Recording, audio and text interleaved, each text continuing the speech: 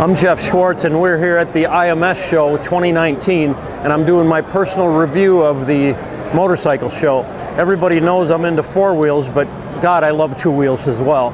So what we've got behind me here is the H2 SX Kawasaki, and the H2 is kind of the flagship model, really super high performance, supercharged, all that stuff.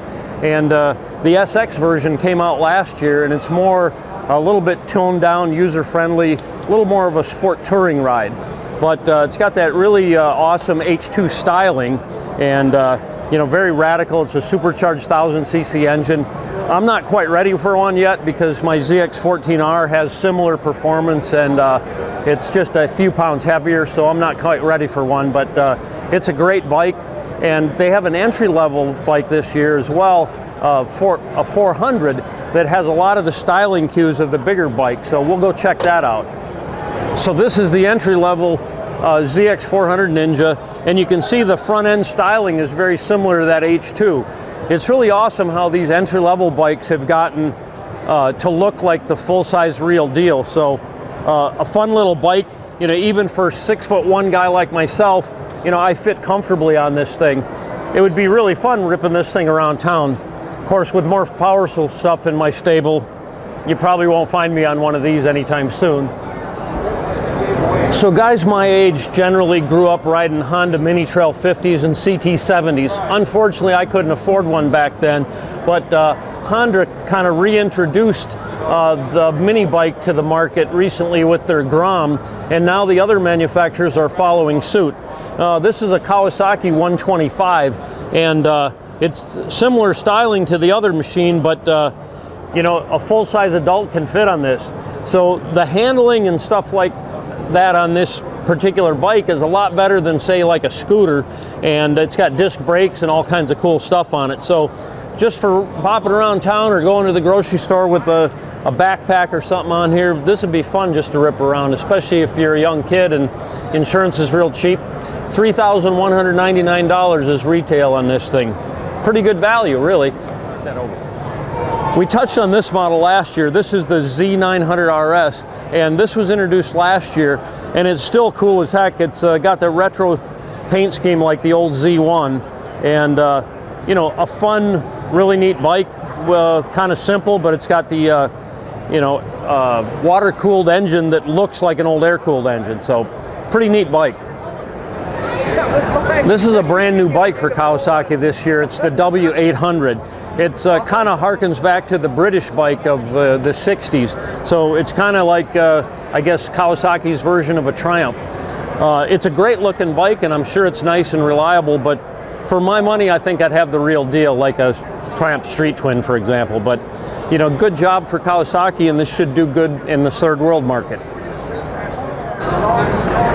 This is the Kawasaki KLX 250, just a great fun dirt bike. This one's got fuel injection now. They did that a couple of years ago, and 4 valve per cylinder, liquid cooled 4-stroke. Just a lot of great fun. I've had a lot of hard edge dirt bikes, but this is a little on the softer side, but really fun for just doing conventional trail riding or friendly commute to the street.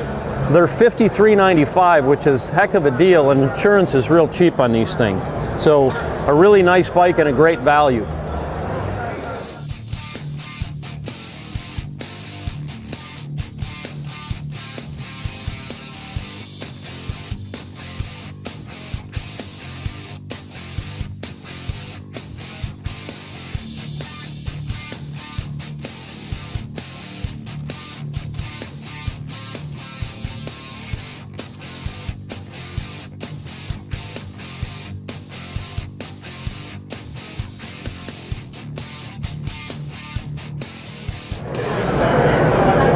So this is the CBR 1000RR. This is the special version with the Öhlins fork on it and the Öhlins shock.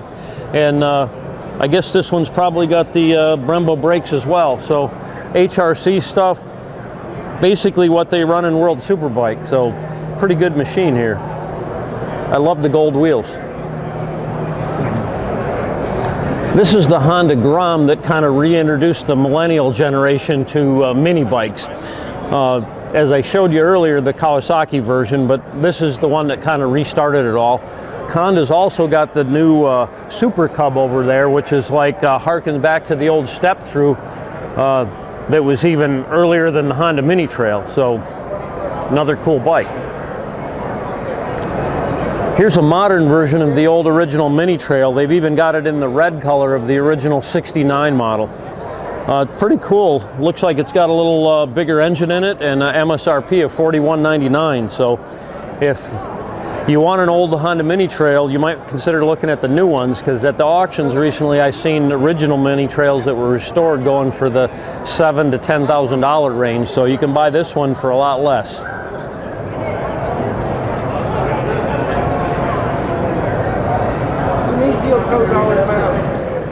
Honda CR450L, and it's a great bike with all the modern technology. You can see it's got an aluminum chassis. It's a 450 engine, kind of based on the motocross engine, and it's street legal with lights and turn signals. A really great machine, but they're quite proud of it price-wise. So it's a great it's a great bike, but it's a little out of my price range. It's a little over 10 grand for this thing.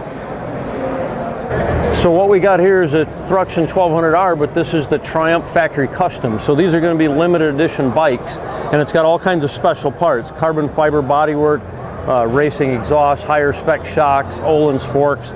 About 21,000. It's got more horsepower, and I had a Thruxton R, and it would wheelie at will when you turned the traction control off. It was just like a dirt bike. Just crank the throttle and it pulls the front end up. 85 foot-pounds of torque.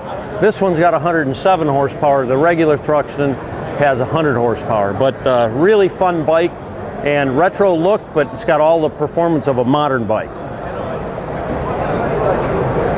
I've probably owned more Yamaha motorcycles than any other make, and but the last several years I just don't get it.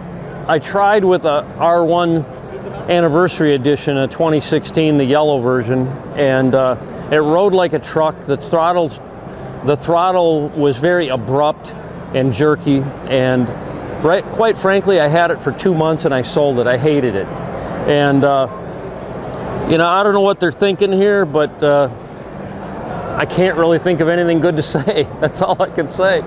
Sorry, Yamaha.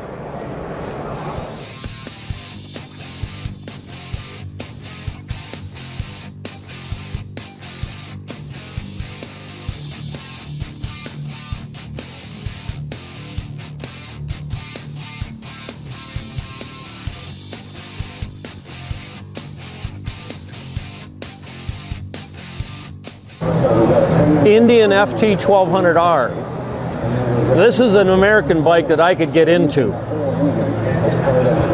Harley Davidson tried a couple of years ago with like an XR version of their 1200 Sportster, but it was a big giant tank. This thing has some really cool styling, and I can't wait to ride one of these. So I showed you that Indian production bike, the FT 1200R, and this is the race bike that they're actually racing in the American Flat Track Series. It's got a handmade engine with all like CNC machined components and carbon fiber gas tank. Just a real sweetheart of a bike. These things are really doing well on the racetrack as well. So this is the BMW R9T Racer. It's not a new model for this year, but I love the bike. I actually own one. It's a little over 100 horsepower and gobs of torque. It looks kind of uncomfortable, but it's surprisingly comfortable. Like the wind blast hits you in the chest, and I can go long distances on this bike.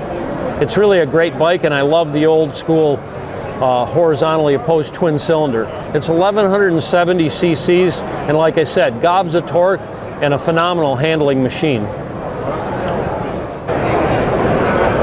So what we got here is BMW Superbike, the S1000RR.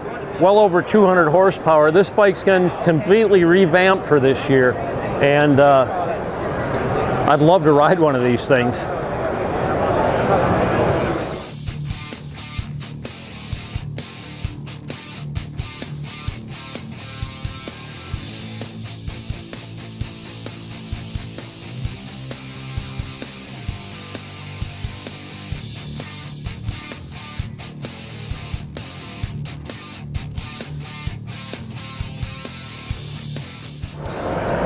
So back in the corner of the show, we've got the vintage bike display, and most of these bikes come from the Chicago Norton Owners Club, or at least they coordinate this aspect of the show.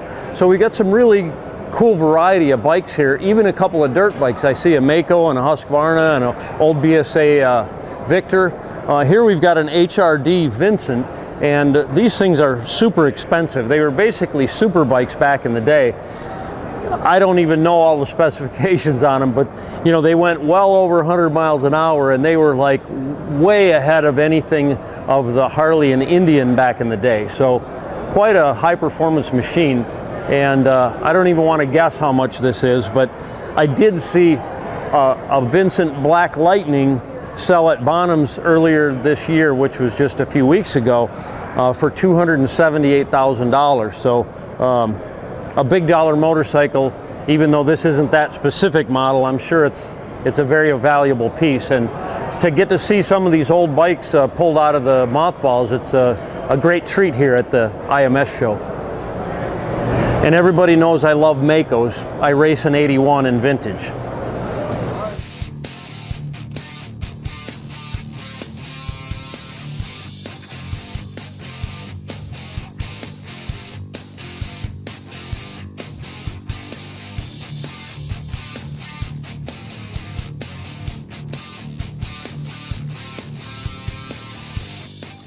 What we've got here is Alex Rin's MotoGP bike, and you can see that this is the ultimate racing motorcycle. It's got carbon brakes and all the trick stuff on there, and Suzuki's done really well in the MotoGP circuit lately. Their results are improving, so I've got good hope for them in 2019. So what we've got here is another retro bike. This is a Katana Suzuki, and this harkens back to the old Hans Muth design from the early 80s, which I'll show you in a moment. But this is essentially a modern version of that, you know, very retro looking, back to that bike, and it was way ahead of its time in its day. Pretty cool bike. This is the original Hans Muth designed Katana from the early 80s. This is a really great example. It's only got 2 miles shown on it, so it's probably just been pushed around its whole life, but beautiful bike and very edgy styling for back in that day. We're here at Royal Enfield, and Royal Enfield, you may remember, is a British company from back in the day. However, modern Royal Enfields have been manufactured in India since probably the early 80s, and they've done a lot of updates and improvements on the bike. So they're really kind of an entry-level price point wise, but a fun bike, and they're starting to do a lot of like cafe racer styling and things like that. This one's very retro. It's got some updates like piggyback reservoir shocks and disc brakes and things like that. Some really neat bikes for the entry-level guy that's on a budget, basically. I guess it's not really entry-level, it's just, you know, budget bikes that are pretty cool and unique. So I've looked all over this show today, and I went on the IMS website, and it says Aprilia, Ducati, KTM, Husqvarna as manufacturers exhibiting. And I come here, and there is no KTM, there's no Husqvarna, there's no Ducati, there's no Aprilia, there's no Piaggio, there's no Moto Guzzi. Anyway, my advice to those companies is, you know, people in Chicago and other areas where it's the middle of winter and the motorcycle show, they come out in droves to check out the new models and think about what they're going to be purchasing in the spring. So if you want to sell motorcycles, I know it's expensive to do trade shows, but you really ought to show up to the party. So that's all for now, and I had a great time, and I'm missing my other brands here, so maybe next year.